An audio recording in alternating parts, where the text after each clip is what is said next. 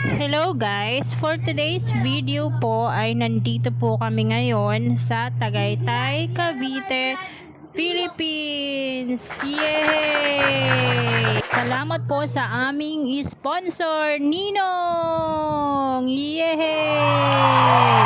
Ayan po, nandito po ang una po naming pinuntahan ay ang Palace in the Sky. Dati pong tawag na Palace in the Sky, pero ngayon po ang tawag po ngayon dito ay People's Park in Tagaytay.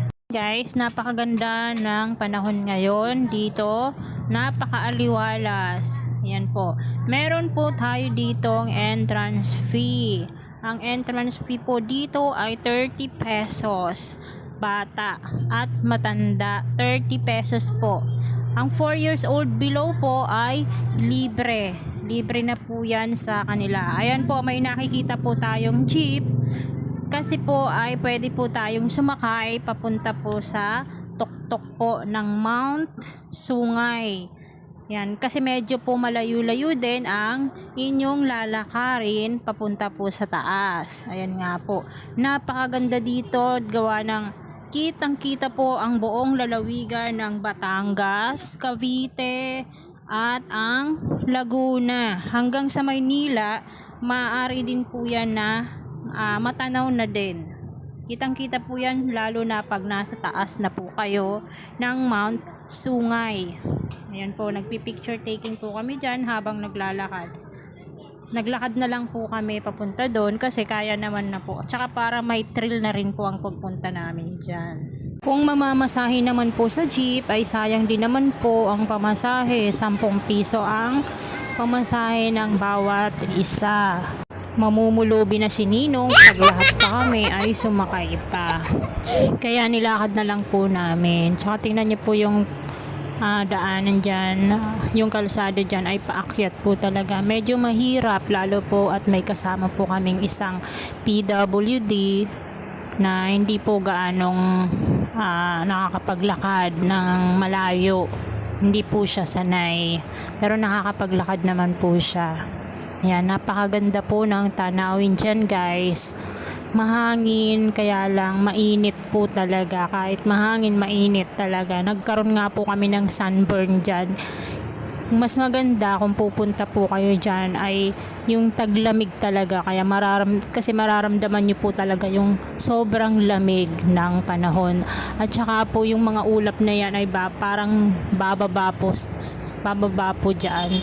And may mga fog po kayong makikita. So nung pumunta po kami ay napakainit po talaga ng panahon. Kaya na nga po guys, natatanaw na po natin ang chapel sa taas. Ayan, ang dami din pong pumunta dyan mga kasabayan namin. Ayan po, minto po muna kami dito sa may kilid kasi nga po ay nakakapagod po talagang umakyat dyan. Ayan po. Yung picture kitang kita din po dyan yung mga tanawin, pero mas maganda po pag nandun na po sa taas. Mamaya po makikita niyo po dyan. Ayan po, nagpunta na po kami sa park. May mga park rules din po. Bukas po sila ng alas 7 ng umaga hanggang alas 6 ng hapon, ng gabi. Ayan po, ang dami pong pumunta dyan na mamasyal. Kung mahilig po kayo sa mga historical sites, pwede po kayong pumunta dito sa Tagaytay, sa People's Park. At ito na nga po guys, nandito na tayo sa isa sa mga main features ng park, ang Marian Chapel, the shrine of Our Lady Mother of Fair Love. Kaya yan, kaya mas marami po talaga ditong pumupuntang mga magjowa, nagde-date, yan. Nagsusumpaan na hindi maghihiwalay, pero pagdating ng araw ay naghihiwalay din naman pala. Ang sakit, besh. Charot lang. Paakyat na po tayo guys. Ayan po, medyo matarik din po ang hagdan dito. Ayan, kailangan mo talaga ng kaagapay, pati sa buhay. Kaya kung mag-isa ka lang napupunta dito, ay wag mo na pong tangkain. Ayan na nga po, nasa loob na po tayo ng Marian Chapel. Ganda talaga ng view dito guys. Ayan. Ayan na po. si Papa Jesus. Yan. Ang dami din po ditong parang mga deboto. Siguro mga deboto din po sila. Yan. Linggo po ngayon, kaya yung iba po ay nagsimba muna bago pumunta dito. Yan. Tanaw na tanaw po ang buong lalawigan, mga karatig lalawigan. Ayan po, napakaganda ng tanawin. Meron din po ditong malaking grotto. Ayan po, nandito na po tayo sa tuktok ng Mount Sungay. O kilala din sa tawag na Mount Gonzales. Isa itong inactive stratovolcano kagaya ng Mount Makiling. Ayan. Selfie muna guys. Kitang-kita din po dyan ang Taal Lake. Medyo natatakpan lang ng puno na malaki kaya hindi masyadong ano.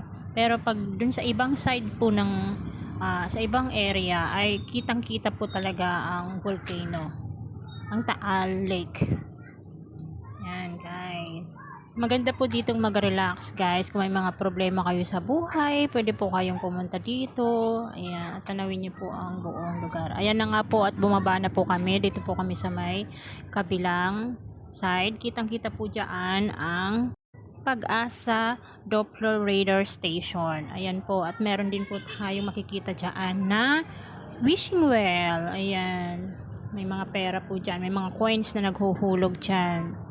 At ayan na nga po ang malaking pinya na madalas po talagang makikita sa mga nagpo-post na mga nagpupunta diyan. So kapag may nakita po kayong ganyan, ibig sabihin po ay nasa Tagaytay sila, nasa People Parks in the Sky sila. People's Park in Tagaytay. Kasi po ay ang Tagaytay ay isa sa merong mga tanim na pinya na talagang masasarap at matatamis po talaga. Ayan po, nag-picture taking po kami dyan kasi nga po first time namin na pumunta dyan. So hindi na namin pinalagpas yung pagkakataon na magkaroon ng remembrance. Yan guys. Medyo pagod na dyan si Habi kasi nga po ay siya ang umaalalay sa aming kasama na PWD. Ayan po, kitang-kita po dyan ang Taal Lake. Ayan, kitang-kita po dyan. Ayan. Picture kasi maganda po yung view. Siyempre, magpapahuli ba naman kami? Siyempre, meron kami niyan. Diyan na nga po ay nakakita ko ang souvenir shop. So, pupunta po kami dyan sa souvenir shop mamaya.